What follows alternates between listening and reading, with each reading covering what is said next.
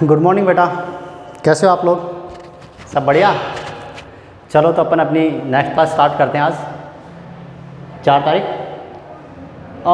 पिछली बार अपन जब बात कर रहे थे इन्वेस्टमेंट फ्लक्चुएशन रिजर्व के बारे में, तो ये टॉपिक अपना थोड़ा सा अधूरा रह गया था।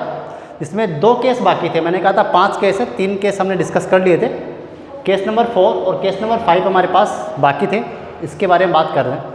मतलब सिंपली केस क्या है, मतलब वही है कि इन्वेस्टमेंट की वैल्यू नीचे चली गई तो क्या हुआ, ऊपर चली गई तो क्या हुआ, कितनी कम हुई, IFRS से भी नीचे गिर गई, इससे भी ज़्यादा लॉस हो गया, तो फिर क्या करना है, ये बातें अपने को सिंपली करनी थी। देखिए ज़रा, सबसे पहले तो ये रिजर्व था क्या, प्रॉफिट में से बनाया हुआ एक रिजर्व था जिसका हमको क्या करना था, ओल्ड पार्टनर्स को हम डिस्ट्रीब्यूट कर देते हैं।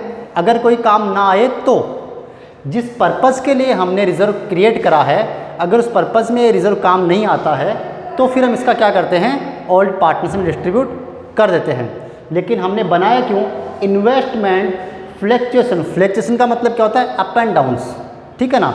मतलब वैल्यू फ्लक्चुएट करेगी तो लॉस अगर होता है, रिज़र्व पैसा इकट्ठा क्या, लॉस को कवर करने के लिए, कितना तक का लॉस, 30,000 तक के लॉस को। तो उसके लिए देखना क्या पड़ेगा, आपको अपने इन्वेस्टमेंट देखने पड़ेंगे ना, कि जो इन्वेस्टमेंट मेरा 5 लाख का मैंने किया था, जो मेरा बैलेंस शीट में है, आज उसकी मार्केट वैल्यू क्या है। मैं प्रॉफिट में चल रहा हूँ, अच्छी बात है, कोई दिक्कत नहीं। अगर लॉस में हूँ तो कितना लॉस में हूँ, 30,000 तक का लॉस है तो कहाँ से निकाल लीजिए, यहाँ से निकाल लीजिए। इससे भी ज़्यादा का लॉस अगर हो गया तो फिर देखते हैं क्या करना है। ठीक बात है, ओके जी। If market value of investment ₹4,55,000, ये 5 लाख का इन्वेस्टमेंट था, गिर के कितना हो गया, 4,55,000 का हो गया है। देखिए ज़रा, इससे क्या हुआ कि हमारे इन्वेस्टमेंट की वैल्यू जो थी 5 लाख थी, वो नीचे गई, कहाँ पे आके रुकी, 455 पे आके रुकी। इतना इन्वेस्टमेंट की वैल्यू। तो बेटा हमको तो लॉस हो गया ना, हमको लॉस हो गया। भाई लॉस कितना हुआ, तो डिफरेंस अमाउंट कितना है, 45,000 का डिफरेंस अमाउंट है, 45,000 का लॉस हो गया। जबकि हमने खुद ने लॉस बियर करने के लिए कितना रिजर्व इकट्ठा किया था, 30,000। तो ये पूरा का पूरा रिजर्व यहाँ पर यूज़ हो जाएगा। उसके बाद भी 15,000 मुझे और कम करने पड़ेंगे कहीं और से। तो ये बात आपको समझ में आएगी। 45 का 30 पूरा चला गया। इसका मतलब क्या है बेटा, इसका मतलब है कि सर हमने जिस पर्पज़ के लिए रिजर्व क्रिएट किया था वो रिजर्व वहीं पे यूज़ हो गया, ठीक है। तो हम ओल्ड पार्टनर्स को देने के लिए बचा ही नहीं हमारे पास। तो ओल्ड पार्टनर्स को रिजर्व डिस्ट्रीब्यूट करने की टेंशन तो ख़त्म। तो अब हम एंट्री पास करते हैं, इसको हटा रहा हूँ, ठीक है। एंट्री पास करते हैं। देखिए ज़रा, सबसे पहले एक इन्वेस्टमेंट हमारी असेट है, और जब असेट की वैल्यू कम होती है तो अपन क्या करते हैं, असेट्स को CR करते हैं, यानी कि टू इन्वेस्टमेंट। ठीक बात है। कितनी वैल्यू कम हो गई, 45,000। भाई 5 लाख से डेबिट कर रखा है, 45 से CR कर दोगे तो डेबिट साइड में कितना बचेगा, 455। वही तो वैल्यू है आज की, तो हमने ये कर दिया।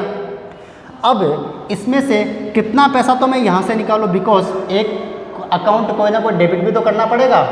उसके लिए मैंने IFR बना रखा है, कितने का, 30 का। तो मैं 30 तो यहाँ से निकाल लूँ, भाई 30 तो यहाँ से निकाल लूँ, तो ये तो अकाउंट ज़ीरो हो गया।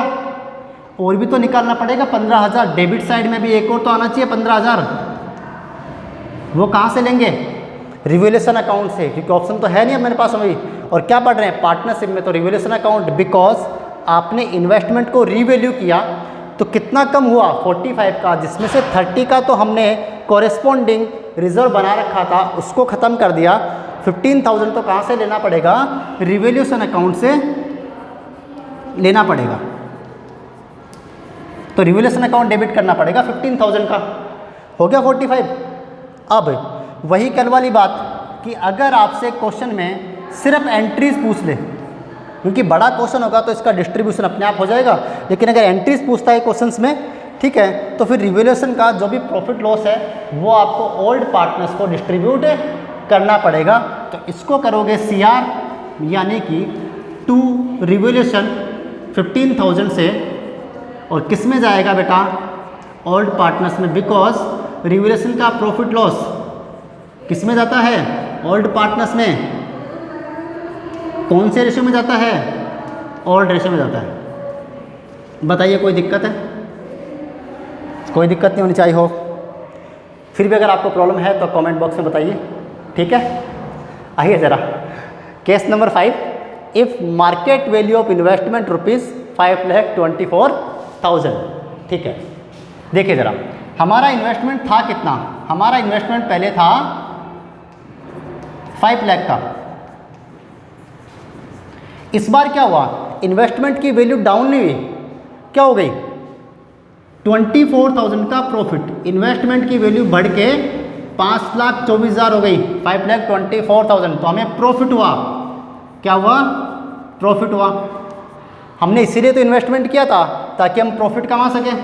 तो ऐसे केस में तो हमें लॉस के रिगार्डिंग किसी भी रिजर्व को यूज़ करने की ज़रूरत ही महसूस नहीं होती।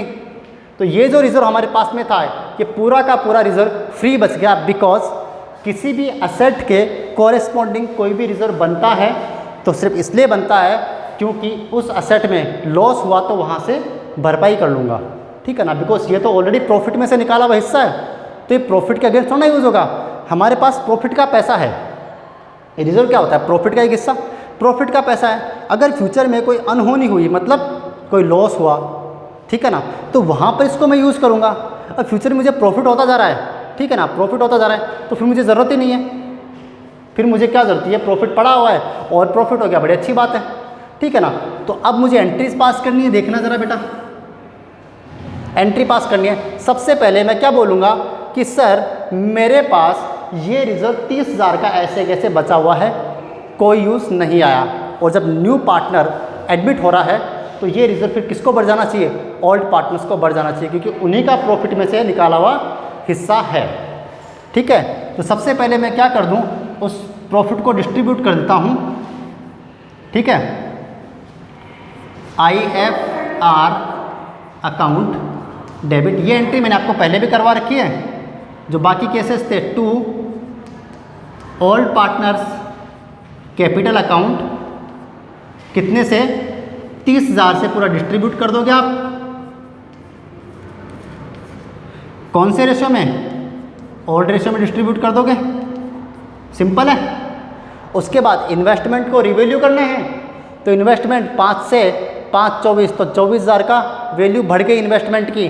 तो रिवैल्यूएशन जब करते हो किसी भी एसेट का, नॉट ओनली इन्वेस्टमेंट, किसी भी एसेट का, ठीक है, तो क्या करोगे, इन्वेस्टमेंट इंक्रीज करा तो investment account debit to revaluation account, कितने से, 24 से अब गया,